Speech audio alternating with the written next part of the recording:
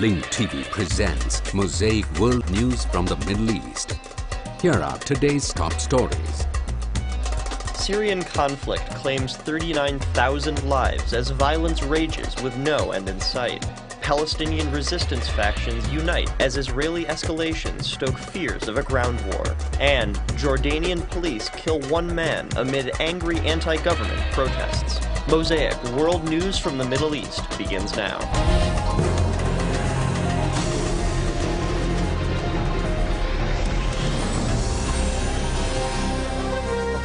مراسل الجزيرة إن انفجارا وقع في تل أبيب جراء سقوط. Our Al Jazeera correspondent in Gaza said a rocket launched from the Gaza Strip caused an explosion in Tel Aviv. Earlier, the Israeli army said a rocket fell on Rishon LeZion, a southern suburb of Tel Aviv.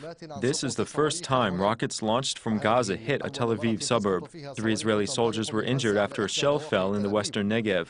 Israeli police confirmed that 3 people were killed in the southern town of Kiryat Malaki due to rocket attacks from the Gaza Strip. This comes as the number of martyrs rose to 15 due to Israeli airstrikes on the Gaza Strip. A child and an elderly person were killed today after sustaining injuries caused by 2 airstrikes on the southern city of Khan Yunis and on the northern town of Beit Lahia. This afternoon, masses of Gaza's residents participated in the funeral of Ahmed al-Jaabari, the chief of staff of the Izz ad-Din al-Qassam brigades, the military wing of the Hamas movement. He was assassinated in the first few Israeli airstrikes on Wednesday. The ongoing Israeli airstrikes on the Gaza Strip did not prevent the Palestinians from participating in the funeral procession for Ahmed al-Jaabari, the chief of staff of the Izz ad-Din al-Qassam brigades and the military wing of the Hamas movement. He was martyred yesterday with his companion in an Israeli airstrike that targeted his car. The chants of the mourners centered on supporting the resistance and demanded a strong response to the Israeli aggressions. Al-Jaabari's assassination ignited Palestinian anger against Israel that has started a wide-scale military campaign and escalated the situation on the ground in the Gaza Strip. However, it placed the Palestinian factions on the same front of the confrontation.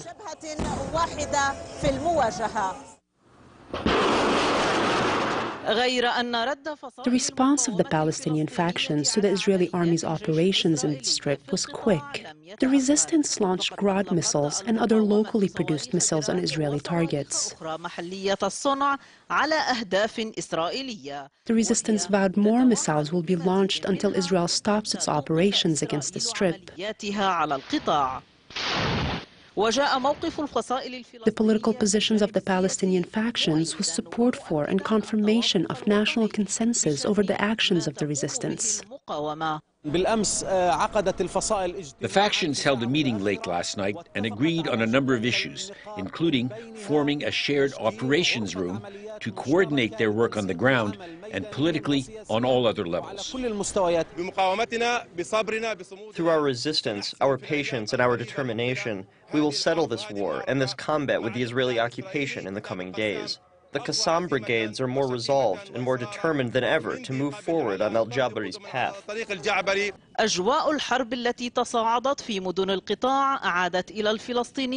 The atmosphere of a possible escalating war in the cities of the Strip reminded Palestinians in Gaza of their memories of previous Israeli wars.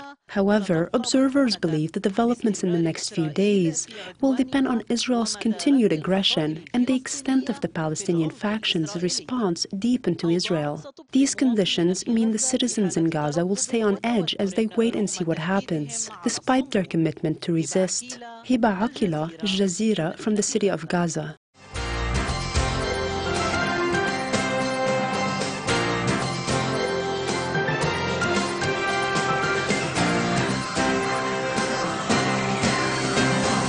Warfare in the south has been intense since Israel launched Operation Pillar of Defense about 25 hours ago with the killing of Hamas military terror chief Ahmed al-Jaabari. During the past 24 hours, more than 200 rockets have been fired from Gaza into Israel by Palestinian terrorist groups. The most painful blow came in Kiryat Malaki, where a direct hit on an apartment building killed 3 Israeli civilians, including 2 women and a man. The victims were trying to make their way to a fortified stairwell when the missile hit. 2 other people were seriously wounded. A boy was moderately hurt and 2 infants sustained light wounds. Rockets also targeted Ashdod, Ashkelon, Ofakim, Beersheba, Gan Yavne, and the Eshkol Regional Council. In the Eshkol region, 3 soldiers were injured by shrapnel this afternoon. Most residents of the south have hunkered down in or close to shelters until calm is restored. Schools around the Gaza region are closed. 15% of Israel's population are under fire. That is close to 1 million civilians.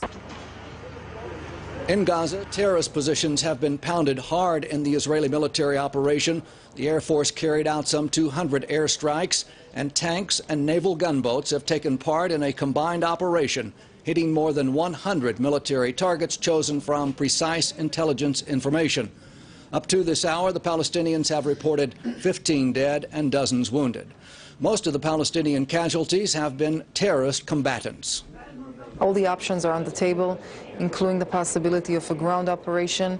We have alerted some of our reserve units, and we are considering our next steps. Currently, we are striking various targets from the air, targets of either caches of rockets, storages of rockets, underground tunnels used to store rockets, and other targets.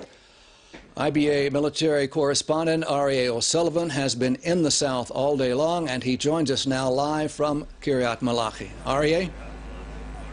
Hi, Yochanan. It's been a dramatic and a tragic day. Here in Kiryat Malachi, a Grad rocket slammed into the front of this apartment building, this 4-story apartment building, around 8 o'clock this morning. It killed 2 men and a woman and wounded a 6-year-old boy.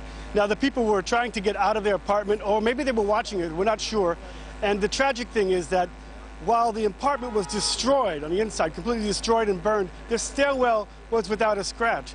And later on today, the Minister of Home Front Command, Avi Dichter, came by, and he praised Israelis around the south for their steadfastness. But he also bewailed the fact that had people obeyed the instructions of the Home Front Command, some of these casualties might not have happened.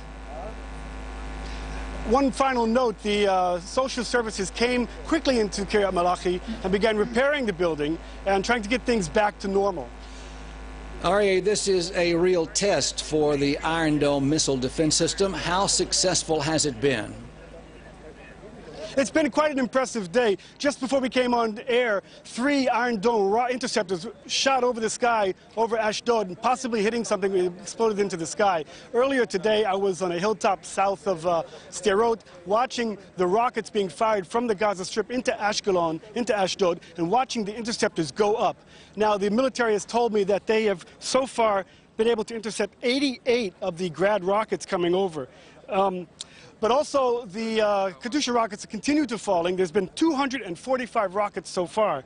On the other hand, the Israelis have targeted 227 terrorist targets in the Gaza Strip. Earlier today, the Defense Minister, Ehud Barak, said that the goals of this operation are to restore the deterrence against the Palestinians, and they will do everything possible until this happens.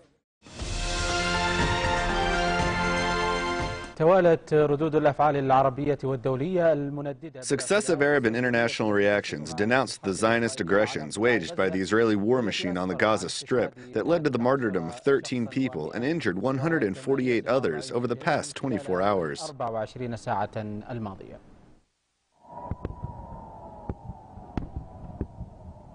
The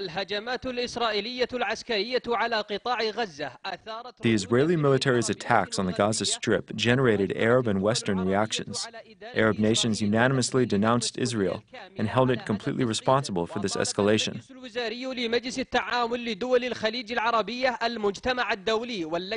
The Gulf Cooperation Council's Ministerial Council demanded the international community and the Quartet to condemn the Israeli aggressions on the Gaza Strip that have killed and injured many and led to the destruction of homes and properties.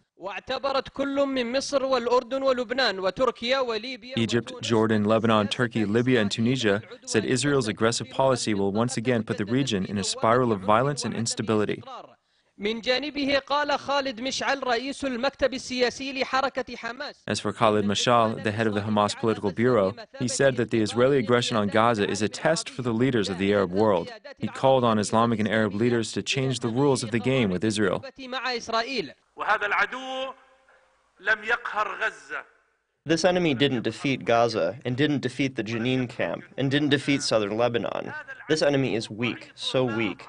He was weak before the Arab Spring, but today he is trembling and confused. Today, the leaders of the nation, during their beautiful spring, must focus on their internal national issues, but they must not forget the region. They must not forget the causes of the nation: Palestine, Jerusalem, the right of return, the prisoners of Palestine and the prisoners of the nation in the jails of oppression, the Holy Land in Palestine, confronting the Zionist project that follows Arabs and Muslims in all their lands. In a series of Western reactions, London and Paris gave Israel the right to defend itself against Hamas. British Foreign Minister William Hague viewed the attacks of the Palestinian factions as the main motivator for Israel's aggression. He called on the Israeli government to try to avoid civilian casualties. As for French Foreign Minister Laurent Fabius, he described the actions of the Zionist occupation forces against the civilians in Gaza as self-defense. At the same time, he expressed concern of the increasing tension between the two sides. On the other hand, Moscow's stance was completely different, as Russian Foreign Minister Sergei Lavrov expressed deep concern over the escalation of violence in the Gaza Strip. He confirmed the Israeli attacks on Gaza are considered a disproportionate response to the firing of rockets by Palestinian factions. He indicated that the violence could destabilize the entire region.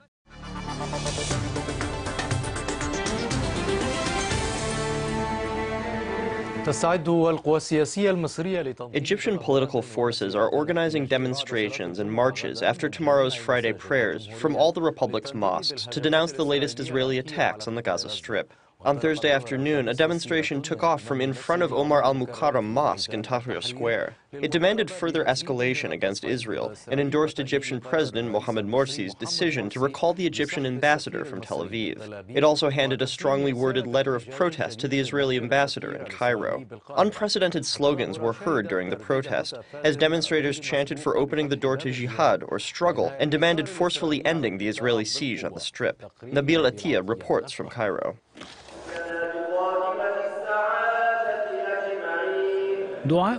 Supplications and funeral prayers were held for the victims of the Israeli raids on the Gaza Strip. They are part of actions launched from the Omar al-Mukarram Mosque in the heart of Tahrir Square.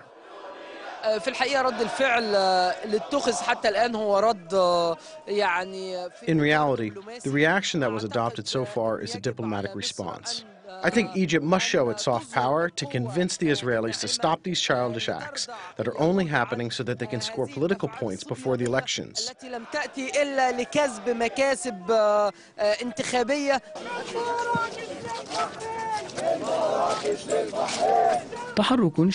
This popular mobilization comes after the Egyptian authorities' series of escalations.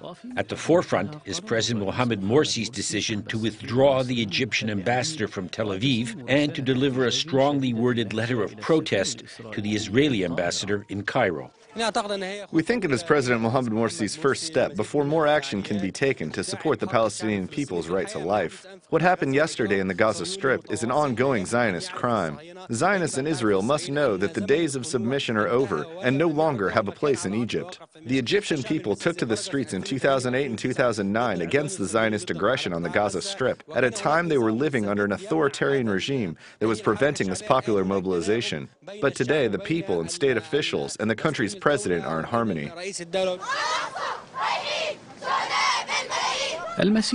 The demonstration that was called for by some political and revolutionary movements took off from Tahrir Square and headed toward the Arab League to present its demands.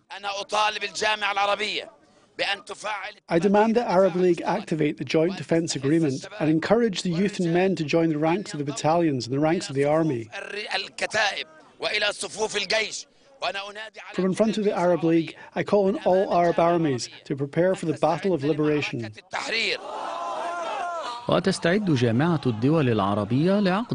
The Arab League will hold an urgent ministerial meeting in Cairo on Saturday to discuss ways to respond to the Israeli escalation against the Gaza Strip, and perhaps to look into a response to some of the popular demands of the demonstrators. Atiyah Nabil, BBC, Cairo. BBC, Al-Qahira.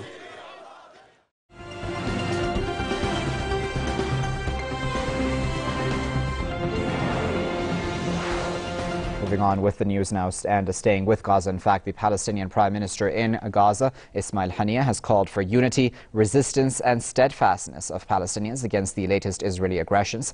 Haniyeh paid tribute to the late military commander Ahmed al-Jaabari, who was killed in an Israeli airstrike on Wednesday. He said Jaabari's assassination will be avenged. The premier said that the Palestinian resistance movement Hamas was entering a new era. He also hailed Egypt for its support and decision to withdraw its ambassador from Tel Aviv. He said Palestinians will endure the Israeli aggressions. Haniyeh further said that victory was drawing near. He said he could see Jerusalem, Al-Quds and the Al-Aqsa Mosque as close as his fingers.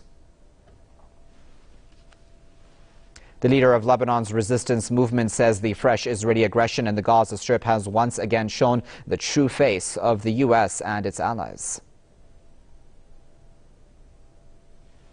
America, from day one, from the beginning hours, it said that it supports what Israel is doing. It supports the right of Israel to self-defense. So the people of Gaza became the attackers, and America condemned the Palestinian resistance factions and Hamas and considered that they are responsible for the explosion of the situation.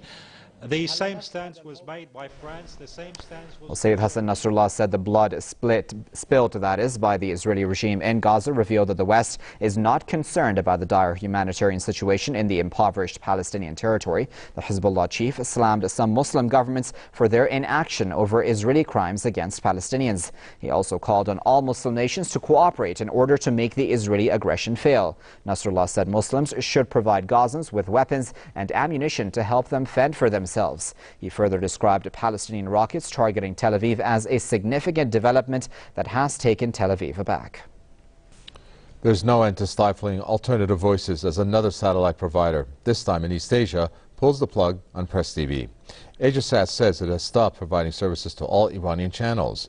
The Hong Kong-based company says the decision is in line with the U.S. law recently signed by President Barack Obama. According to the new sanctions regimes, American companies are banned from doing business with Iran. In the case of AsiaSat, nearly 37% of its shares are owned by General Electric, which itself is an American company. This is not the first time that satellite providers remove Iranian news and TV channels from the air. Back in April, the Munich regulatory body ordered SES Astra to take Press TV off its platform. In October, two European satellite providers, Intelsat and Eutelsat SA, also took 19 Iranian channels off the air. They both claimed the move had been under pressure from the EU, but the bloc denied the charges and later ordered the companies to refrain from commenting on the issue.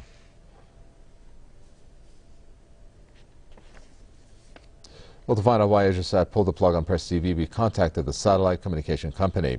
Its corporate affairs manager, Winnie Pang, promised to email a statement to Press TV's newsroom director, Hamid Reza Emadi. But we did not receive any emails. So we called the company to pursue the matter. Let's take a listen to that conversation. Yes. Hello. Hi. I'd like to speak to Ms. Winnie Pang. Yes, speaking. Calling from Tehran, Press TV. My name is Emadi. Yes. Yeah. We talked about this thing, but I didn't receive the email. Actually, according to our internal information. But you were supposed to tell me whether this was an order by the U.S. government or not. We do not have further comments on that. So, you're not telling me whether this is an order by the U.S. government or this is a unilateral decision by the AsiaSat people? We have no comment on that. Okay. I think that is my only response to you, that we have no comment on this matter.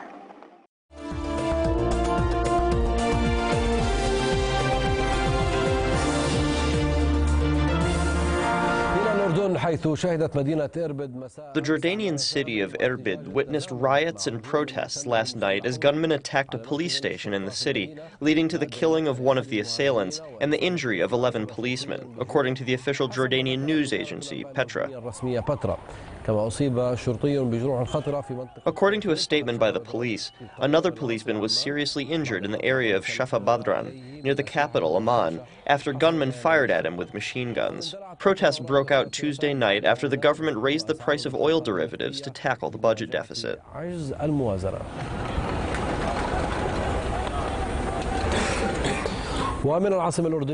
Joining us over the phone from the Jordanian capital, Amman, is our correspondent, Salwa al-Sawalka. Salwa, what is the situation like in Amman and other Jordanian cities right now? Yes, Paul. Calm has been reigning in different parts of the kingdom now. Last night, there were a few demonstrations and protests against the decision to raise prices, as you mentioned. But the protests ended peacefully, even if there was occasional friction between security forces and some protesters who were breaking the law with their chants and slogans, according to Public Security. Public Security issued a statement about the events that occurred in a few areas of the kingdom. It said that a security center came under fire by gunmen in Misran, one of Irbil's villages in northern Jordan. It caused the killing of one of the gunmen and the injury of 12 members of the security forces that were present in the center. According to another security statement, a member of the riot police is currently in critical condition at a hospital after getting shot in the head in the area of Shafa Badran from Amman. Various popular groups and unions issued a statement demanding the government reverse the decision to increase the prices, because, as they say, it will place a significant financial burden on the citizens. There are also some protests in different cities that are demanding a reversal of the decision to raise prices. However, the government is saying that liberalizing the price of oil derivatives is inevitable because the budget deficit is very large and the Treasury cannot withstand it. Also, according to the government, there is going to be a mechanism to compensate poor and middle-class citizens. This compensation will be in the form of direct cash payments to those eligible. It will be paid in 3 installments, as in one payment every 4 months. From Amman, our correspondent, Salwa al-Sawalka. Thank you.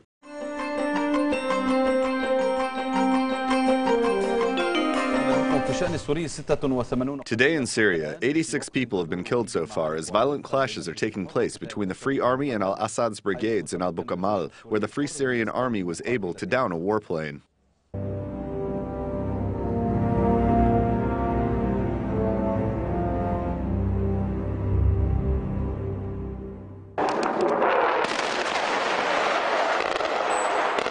The barbaric death machine that the Syrian regime is using to confront its people, who are only guilty of demanding freedom, remains clearly reflected in the number of missiles targeting all Syrian governorates, and that have claimed the lives of over 39,000 people since the beginning of the Syrian revolution 20 months ago. The violent shelling with heavy artillery and tanks on the neighborhoods of southern Damascus was visible amid violent clashes between the Free Army and the regime's army. Meanwhile, al-Assad's brigades waged a campaign of raids and arrests in the neighborhoods of Rukn al-Din, Gubara Utika, and Bab Sreja. In the countryside of Damascus, warplanes and artillery shelling hit the cities of Sakba, Hamuriya, and most cities in al-Ghouta al-Sharqiyya. Heavy artillery shelling was renewed on the cities of Zamalka, Ardin, Duma, and the towns of Biyela and al-Sabina. The countryside of Idlib witnessed violent shelling with heavy artillery and rocket launchers, especially in the city of Marat al-Noman, where a number of deaths and injuries were reported. In Homs, the symbol of resistance, heavy artillery shelling was renewed on its besieged neighborhoods amid violent clashes in the neighborhood of Deir Balba between the Free Army and the regime's army that rained its heavy machine guns on the neighborhood of Mu'ar. Heavy artillery and mortar shelling was also renewed in the city of El-Rastan and the town of El-Ganto. The scene was the same in Aleppo, where artillery shelling was renewed on the neighborhood of El-Layramon amid violent clashes near a security building between the Free Army and the regime's army. The provinces of Daraa and Deir ez-Zor were also scenes of the Assad army's crimes, which pounded the cities and towns of these provinces with all kinds of weapons, especially the city of Inkil and the town of al-Karak al-Sharqi in Daraa, and the neighborhood of al-Sheikh Yassin in Deir ez-Zor that was targeted with rocket launchers. As for the countryside of Deir ez-Zor, violent clashes erupted, especially in the city of al-Bukamal and the surroundings of the city square between al-Assad's army and the Free Army that liberated a number of security headquarters in the city. Heavy warplane shelling targeted the towns of Rif al-Tabaka al-Gharbi and the province al Rika amid violent clashes in the town of Dibsi Afnan, while helicopters dropped barrel bombs on the villages of Dobrakia, Said Salma, Rabia, and Latakia. The regime's army also burned homes in the village of al-Mashrifa. American President Barack Obama refused to recognize the unified Syrian opposition as the sole legitimate representative of the Syrian people, or even as a transitional government in exile. In his first press conference since getting re-elected as president, Obama welcomed the opposition's formation as a diverse and representative group. However, he warned that the United States is still not ready to recognize it as a government in exile, saying, quote, "We consider them a legitimate representative of the aspirations of the Syrian people."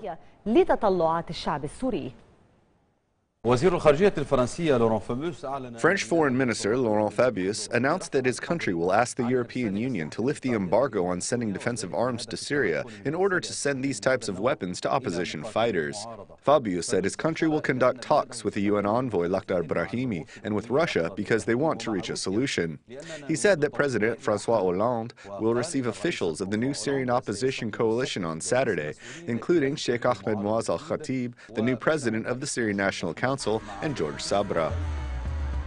The views expressed on Mosaic are from contributing broadcasters, not Link TV or its sponsors. The production of Mosaic is made possible by grants from the John D. and Catherine T. MacArthur Foundation, the Wincoat Foundation, the Firedoll Foundation, and by support of viewers like you. Thank you. Watch Mosaic World News online. Stay up to date with breaking news, read our blog, get transcripts of past shows and more at linktv.org/mosaic.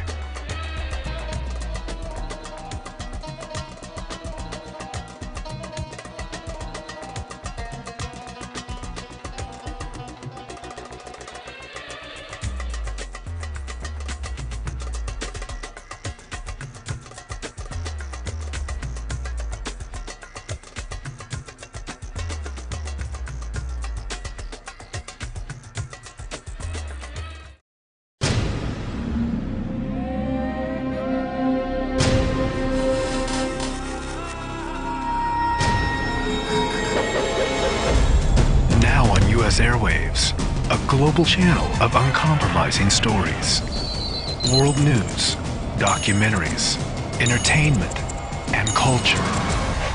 Link TV, connecting you to the world. For more information, visit linktv.org.